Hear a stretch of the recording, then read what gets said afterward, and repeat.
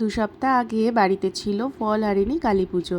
তো সেই উপলক্ষে আমরা অনেকেই বাড়িতে পৌঁছে গেছিলাম। কম বেশি সবাই চেষ্টা করি এই দিনটায় বাড়িতে যাওয়ার। কোনো অনুষ্ঠানে সবাই একসাথে হলে আমরা কি করি চলো সেটাই তোমাদের দেখাই।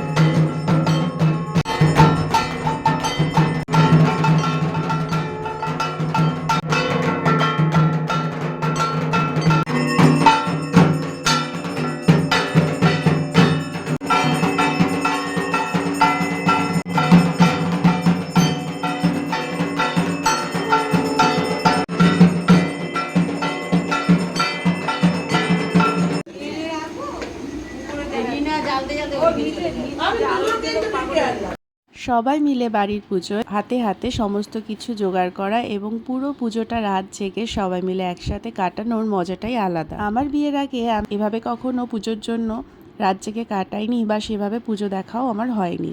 তো বিয়ের পর থেকে এই 3 বছর 4 বছর আমি কিন্তু এই পুজোটা খুব ভালোভাবে মজা করে কাটাচ্ছি।